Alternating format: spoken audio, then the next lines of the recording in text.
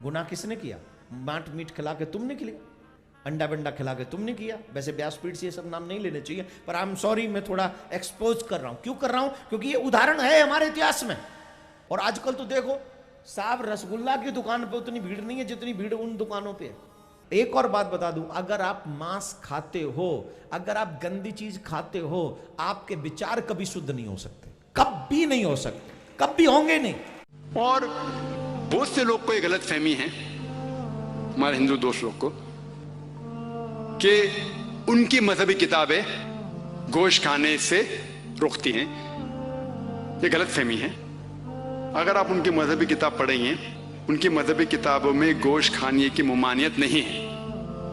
अगर आप पढ़ेंगे Manusmriti chapter number 5 verse number 30, अध्याय 5 श्लोका 30, उसमें लिखा है कि भगवान ने कुछ जानवर को खाने के लिए बनाया है, कुछ जानवर को खिलाने के लिए।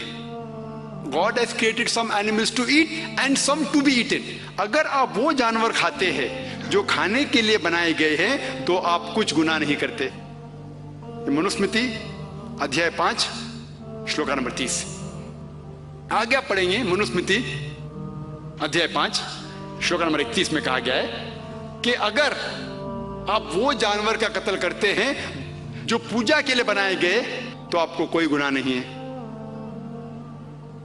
मनुस्मृति अध्याय 5 चैप्टर 5 वर्स नंबर 39 एंड 40, 39 और 40, उसमें लिखा गया है कि अगर आप सैक्रिफाइस में गोश्त खाते हैं, पूजा के लिए गोश्त खाते हैं, तो कोई गुनाह नहीं कर रहे। और कई ऐसे हवाले हैं ऋग्वेदा में जहां लिखा हुआ है कि आप भैंस खा सकते। कितने हवाले हैं ऋग्वेदा जिल्द नंबर 10। और अगर आप महाभारत पढ़ेंगे, अनुशासन पर्व अध्याय नंबर 88, जिसका जिक्र मनुस्मृति में भी है, भीष्म से पूछा जाता है, युधिष्ठिर सबसे बड़े भाई है, वो भीष्म से पूछते हैं कि यज्ञ में, पूजा में हमें क्या चीज देना चाहिए ताकि हमारे परदादा खुश होंगे, एंसेस्टर्स विल बी हैप्पी।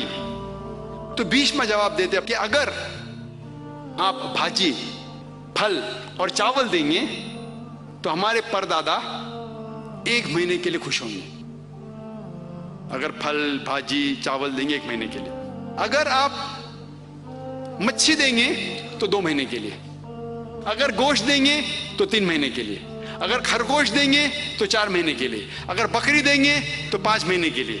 अगर सुअर देंगे तो 6 महीने के लिए। अगर परिंदा देंगे तो 7 महीने के लिए। हिरन देंगे तो 8 महीने के लिए। ये मेन्यू है, पूरा लंबा है। आखिर में कहा जाता है कि अगर आप भैंस देंगे तो 11 महीने के लिए, और अगर आप गाय देंगे तो 1 पूरे साल के लिए हमारे परदादा खुश होंगे, और अगर आप राइनोसरस देंगे तो हमेशा के लिए खुश होंगे। तो अगर आप हिंदू मजहबी किताब पढ़ते हैं तो इससे यह मालूम पड़ता है कि हिंदू मजहबी किताब के अंदर भी गोश्त खाने की ममानियत नहीं है।